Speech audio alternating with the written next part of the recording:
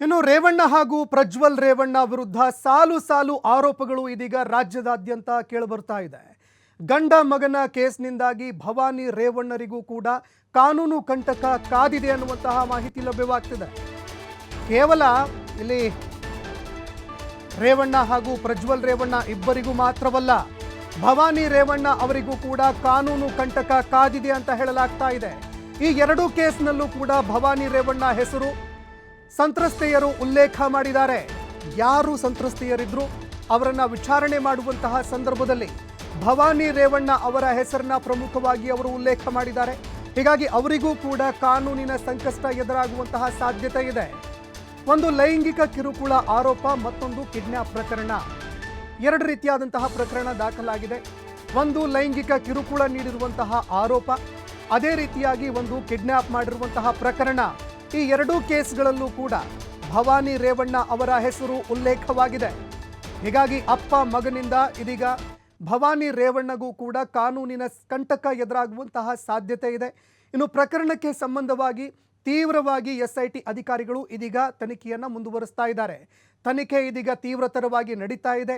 ಏನೆಲ್ಲ ಸಂತ್ರಸ್ತೆಯರು ಮಾಹಿತಿಯನ್ನು ಕೊಡ್ತಾ ಇದ್ದಾರೆ, ಅವರ ಮಾಹಿತಿಯನ್ನು ಆಧರಿಸಿ SIT ತಂಡ ಇಂಚು ಕೂಡ ಈ ಪ್ರಕರಣಕ್ಕೆ ಸಂಬಂಧಪಟ್ಟಂತೆ ಆಳಕ್ಕೆ ಇಳಿದು ಇದೀಗ ತನಿಖೆ ಮಾಡೋದಕ್ಕೆ ಅಂತ ಮುಂದಾಗ್ತಾ ಇದೆ. ಅದೇ ರೀತಿಯಾಗಿ ಅನೇಕ ಸಂತ್ರಸ್ತೆಯರಿದ್ದಾರೆ, ಅನೇಕ ವಿಡಿಯೋಗಳಿದ್ದಾವೆ, ನೂರಾರು ಹೆಣ್ಣು ಮಕ್ಕಳು ಅಂತ ಹೇಳ್ತಾ ಇರೋ ಕಾರಣಕ್ಕಾಗಿ ಇದಕ್ಕೆ ಸಂಬಂಧಪಟ್ಟಂತೆ ಒಂದು ಹೆಲ್ಪ್ ಲೈನ್ ಕೂಡ ಬಿಡುಗಡೆ ಮಾಡಿದೆ.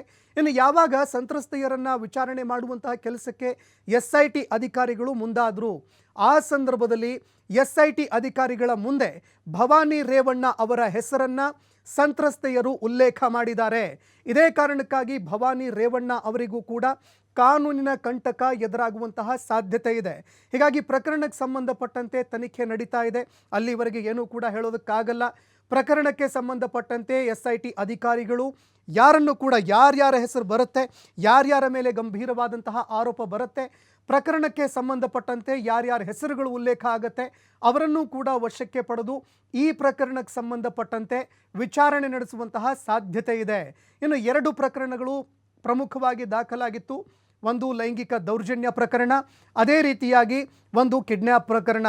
ಈ ಎರಡೂ ಕೇಸ್ನಲ್ಲೂ ಕೂಡ ಭವಾನಿ ರೇವಣ್ಣ ಅವರು ಹೆಸರನ್ನು ಸಂತ್ರಸ್ತೆಯರು ಉಲ್ಲೇಖ ಮಾಡಿದ್ದಾರೆ. ಇಲ್ಲ, ಅವರದ್ದು ಕೂಡ ಕೈವಾಡ ಇದೆ ಅನ್ನುವ ರೀತಿಯಲ್ಲಿ ಅವರು ಮಾತನಾಡಿದ್ದಾರೆ ಅಂತ ಹೇಳಲಾಗ್ತಾ ಇದೆ. ಇದೇ ಕಾರಣಕ್ಕಾಗಿ ಭವಾನಿ ರೇವಣ್ಣ ಅವರ ತಲೆಗೂ ಕೂಡ ಈ ಪ್ರಕರಣ ಸುತ್ತಕೊಳ್ಳುವಂತಹ ಸಾಧ್ಯತೆ ಇದೆ. ಹೀಗಾಗಿ ಏನೆಲ್ಲ ಒಂದು ವಿಷಯಗಳು ಹೊರಗಡೆ ಬರುತ್ತೆ, ಸಂತ್ರಸ್ತೆಯರು ಏನೆಲ್ಲ ಮಾಹಿತಿಯನ್ನು ಕೊಡ್ತಾರೆ, ಸಂತ್ರಸ್ತೆಯರ ಮಾಹಿತಿ ಮೇರೆಗೆ SIT ತಂಡ ಏನೆಲ್ಲ ಕ್ರಮಗಳನ್ನು ಕೈಗೊಳ್ಳುತ್ತೆ ಅನ್ನುವಂಥದ್ದನ್ನು ಕೂಡ ಕಾದು ನೋಡಬೇಕಾಗತ್ತೆ. ಆದರೆ ಅಪ್ಪ ಮಕ್ಕಳು ಈಗಾಗಲೇ ಪ್ರಕರಣದಲ್ಲಿ ಫಿಟ್ ಆಗಿದ್ದಾರೆ. ಆದರೆ ಈ ಒಂದು ಪ್ರಕರಣದಲ್ಲಿ ಇದೀಗ ಭವಾನಿ ರೇವಣ್ಣ ಅವರ ಹೆಸರು ಕೂಡ ಕೇಳಿಬರ್ತಾ ಇದೆ. ಹೀಗಾಗಿ ಅವರಿಗೂ ಕೂಡ ಕಂಟಕ ಎದುರಾಗುವಂತಹ ಸಾಧ್ಯತೆ ಇದೆ.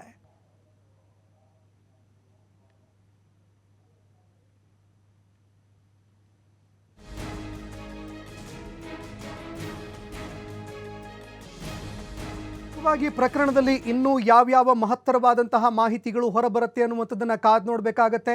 ಕ್ಷಣ ಕ್ಷಣಕ್ಕೂ ಕೂಡ ಈ ಒಂದು ಪ್ರಕರಣ ಟ್ವಿಸ್ಟ್ ಪಡೆದುಕೊಳ್ತಾ ಹೋಗ್ತಾ ಇದೆ. ಬಗೆದಷ್ಟು ಪ್ರಕರಣ ಬಯಲಾಗ್ತಾ ಹೋಗ್ತಾ ಇದೆ. ಅದೇ ರೀತಿಯಾಗಿ ಮಹಿಳೆಯರು ಕೊಟ್ಟಿರುವಂತಹ ಒಂದು ಮಾಹಿತಿಗೆ ಸಂಬಂಧಪಟ್ಟಂತೆ ಭವಾನಿ ರೇವಣ್ಣ ಅವರಿಗೂ ಕೂಡ ಕಾನೂನಿನ ಒಂದು ಕಂಟಕ ಎದುರಾಗುವಂತಹ ಸಾಧ್ಯತೆ ಇದೆ ಅಂತ ಹೇಳಲಾಗ್ತಾ ಇದೆ. ಇದೇ ಕಾರಣಕ್ಕಾಗಿ ಪ್ರಕರಣಕ್ಕೆ ಸಂಬಂಧಪಟ್ಟಂತೆ ಏನೆಲ್ಲ ಮಾಹಿತಿ ಕೊಟ್ಟಿದ್ದಾರೆ, SIT ತಂಡ ಏನು ಕ್ರಮ ಕೈಗೊಳ್ಳುತ್ತೆ ಕಾದು ನೋಡಬೇಕಾಗತ್ತೆ. ಇನ್ನು ಇದೇ ವಿಷಯಕ್ಕೆ ಸಂಬಂಧಪಟ್ಟಂತೆ ಮತ್ತಷ್ಟು ಮಾಹಿತಿ ಕೊಡ್ತಾ ಹೋಗ್ತಾರೆ ನಮ್ಮ ಪ್ರತಿನಿಧಿ ಸಂತೋಷ್. ಡೆಸ್ಕಿಂದ ನೇರ ಸಂಪರ್ಕದಲ್ಲಿ ಜಾಯ್ನ್ ಆಗಿದ್ದಾರೆ. ಸಂತೋಷ್, ಪ್ರಕರಣದ ಆಳಕ್ಕೆ ಹೋದಷ್ಟು ಬಗೆದಷ್ಟು ಮತ್ತಷ್ಟು ಬಯಲಾಗ್ತಾ ಹೋಗ್ತಾ ಇದೆ. ಅಚ್ಚರಿಯ ಮಾಹಿತಿಗಳು ಹೊರಬರ್ತಾ ಇದೆ. ಇದೀಗ ಭವಾನಿ ರೇವಣ್ಣ ಅವರ ಹೆಸರು ಕೂಡ ಕೇಳಬರ್ತಾ ಇದೆ ಅಂತ ಹೇಳಲಾಗ್ತಾ ಇದೆ. ಏನೆಲ್ಲ ಇದೆ ಈ ಬಗ್ಗೆ ಅಪ್ಡೇಟ್ಸ್ ಅಂತ? ಸಂತೋಷ್, ಪ್ರಮುಖವಾಗಿ ಏನಂತ ಹೇಳಿದ್ರೆ ಈ ಪ್ರಕರಣವನ್ನು ನಾವು ಗಮನಿಸ್ತಾ ಹೋದರೆ ಭವಾನಿ ರೇವಣ್ಣ ಅವರ ಇಲ್ಲಿ ಪಾತ್ರ ಏನಾದ್ರು ಇದೆಯಾ ಅನ್ನೋದು ಇಲ್ಲಿ ಪ್ರಶ್ನೆ ಆಗುತ್ತೆ. ಸೊ ಆದರೆ ಇಲ್ಲಿ ಏನು KR ನಗರದಲ್ಲಿ ದಾಖಲಾಗಿರುವಂಥ ಕಿಡ್ನಾಪ್ ಪ್ರಕರಣ ಏನಿದೆ, ಆ ಪ್ರಕರಣದಲ್ಲಿ ದೂರುದಾರರು ಏನು ಕಂಪ್ಲೇಂಟ್ ಕೊಟ್ಟಿದ್ದಾರೆ, ಅದರ ಸಂತ್ರಸ್ತೆ ಏನಿದ್ದಾರೆ ಆಕೆ ಭವಾನಿ ರೇವಣ್ಣ ಅವರ ಹೆಸರನ್ನು ಕೂಡ ಪ್ರಸ್ತಾಪವನ್ನು ಮಾಡಿದ್ದಾರೆ ಅಂತ ಹೇಳಲಾಗ್ತಾ ಇರುವಂಥದ್ದು. ಏನೋ ಅವರ ಮನೆಯಿಂದ ಏನೋ ಸತೀಶ್ ಬಾಬು ಅಂತ ಏನು ಹೇಳಿದ್ರು, ಆತ ಬಂದು ಕರ್ಕೊಂಡು ಹೋಗ್ತಾನೆ.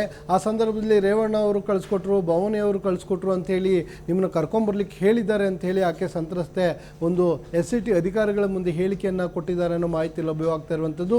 ಒಂದು ವೇಳೆ ಸಂತ್ರಸ್ತೆ ಆ ರೀತಿಯಾಗಿ ಹೇಳಿಕೆಯನ್ನು ಕೊಟ್ಟಿದ್ದೇ ಆದರೆ ಏನಾದರೂ ಭವಾನಿ ರೇವಣ್ಣವರು ಕೂಡ ಇವ್ರನ್ನ ಕರ್ಕೊಂಡು ಹೋದ ನಂತರ ಈ ಸಂತ್ರಸ್ತೆ ಏನಾದ್ರು ಮಾತಾಡಿಸಿದ್ರು, ಇಲ್ಲ ಅವ್ರನ್ನೆಲ್ಲಾದರೂ ಈಗಾಗಲೇ ತೋಟದ ಮನೆಯಲ್ಲಿ ಅವ್ರನ್ನ ಇಡಲಾಗಿತ್ತು ಅನ್ನೋ ಮಾಹಿತಿ ಏನು ಲಭ್ಯವಾಗ್ತಾ ಇದೆ.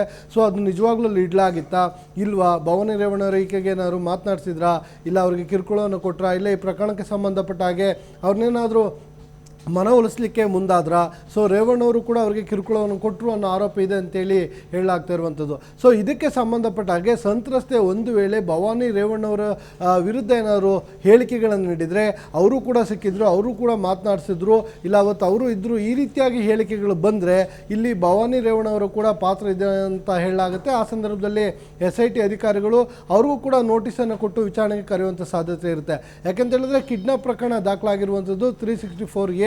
ಇಲ್ಲಿ ಏನು ಸಂತ್ರಸ್ತ ಮಹಿಳೆ ಏನಿದ್ದಾಳೆ ಆಕೆಯನ್ನು ಕರೆದುಕೊಂಡು ಹೋಗಿ ಆಕೆಯನ್ನು ಏನು ಬೇಕಾದ್ರೆ ಅಂದರೆ ಗೌಪ್ಯ ಸ್ಥಳದಲ್ಲಿ ಇಡಲಾಗುತ್ತೆ, ಆಕೆಯನ್ನು ಹತ್ಯೆಯನ್ನು ಮಾಡುವ ಸಾಧ್ಯತೆಗಳಿರುತ್ತೆ. ಅಂದರೆ IPC ಸೆಕ್ಷನ್ ಪ್ರಕಾರ 364A ಹೇಳುವಂಥದ್ದು ಆ ರೀತಿಯಾಗಿರುತ್ತೆ. ಹೀಗಾಗಿ ಅದು ತೀವ್ರವಾಗಿ ಪ್ರಕರಣವನ್ನು ಗಂಭೀರವಾಗಿ ಪರಿಗಣಿಸಿ ಇದರಲ್ಲಿ ಇವ್ರದ್ದು ಕೂಡ ಇನ್ವಾಲ್ವ್ಮೆಂಟ್ ಇತ್ತ ಅನ್ನೋದು ಪ್ರಶ್ನೆ ಆಗುತ್ತೆ.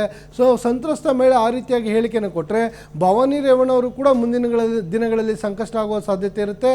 ಸೊ ಯಾವುದೇ ಕ್ಷಣದಲ್ಲೂ ಸಂತ್ರಸ್ತೆ ಮಹಿಳೆ ನೀಡಿರುವಂಥ ಹೇಳಿಕೆಯನ್ನು ಆಧರಿಸಿ ಅವರಿಗೆ ನೋಟಿಸ್ ಆದರೂ ಕೊಡ್ಬೋದು, ಇಲ್ಲ ನೇರವಾಗಿ ಹೋಗಿ ಅವ್ರನ್ನ ಕರ್ಕೊಂಬರುವಂಥ ಸಾಧ್ಯತೆಗಳು ಕೂಡ ಇರುತ್ತೆ. ಈಗಾಗಲೇ ರೇವಣ್ಣವರು SIT ಅಧಿಕಾರಿಗಳ ವಶದಲ್ಲಿರುವಂಥದ್ದು, ಅವ್ರದ್ದು ವಿಚಾರಣೆ ಆಗ್ತಾ ಇರುವಂಥದ್ದು. ಆಕೆಯನ್ನು ಕಿಡ್ನಾಪ್ ಮಾಡಿಸಿದ್ರ, ಎಲ್ಲಿಟ್ರಿ, ಯಾವ ರೀತಿಯಾಗಿ ಕರ್ಕೊಂಡು ಹೋಗಿದ್ರಿ, ಸೊ ಯಾವ ಕಾರಣಕ್ಕಾಗಿ ಅವ್ರನ್ನ ಕಿಡ್ನಾಪನ್ನು ಮಾಡಿಸಲಾಗಿತ್ತು, ಆಕೆಗೆ ಏನು ಬೆದರಿಕೆಯನ್ನು ಹಾಕಿದ್ರೆ, ಈ ರೀತಿಯಾಗಿ ಹಲವು ರೀತಿಯ ಪ್ರಶ್ನೆಗಳನ್ನು ಕೇಳ್ತಾ ಇರುವಂಥದ್ದು. ಆದರೆ ಅದಕ್ಕೆ ರೇವಣ್ಣವರು ಬೇರೆ ರೀತಿಯ ಉತ್ತರಗಳನ್ನು ಕೊಡ್ತಾ ಇರುವಂಥದ್ದು. ನಾನು ಆ ದಿನ ಅಲ್ಲಿ ಇರಲೇ ಇಲ್ಲ, ನಾನು ಬೆಂಗಳೂರಿನಲ್ಲಿದ್ದೆ, ಅದಕ್ಕೂ ನನಗೂ ಸಂಬಂಧ ಇಲ್ಲ, ಆ ಮಹಿಳೆ ಯಾರು ಅನ್ನೋದೇ ನನಗೆ ಗೊತ್ತಿಲ್ಲ, ಆಕೆನ ನಾನೇಕೆ ಕಿಡ್ನಾಪನ್ನು ಮಾಡಿಸ್ಬೇಕು ಅಂತ ಹೇಳಿ ಹೇಳ್ತಾ ಇರುವಂಥದ್ದು. ಏನು ಅಧಿಕಾರಿಗಳು SIT ಅಧಿಕಾರಿಗಳು ಹೇಳಿಕೆಯನ್ನು ಪಡ್ಕೊಂಡು ಸಹಿಯನ್ನು ಹಾಕ್ಸ್ಕೊಳ್ಬೇಕಾಗುತ್ತೆ. ಈ ಸಂದರ್ಭದಲ್ಲೂ ಕೂಡ ಅವರು ಸರಿಯಾದ ರೀತಿಯಲ್ಲಿ SIT ಅಧಿಕಾರಿಗಳ ತನಿಖೆಗೆ ಸಹಕಾರವನ್ನು ನೀಡ್ತಾ ಇಲ್ಲ ಅಂತ.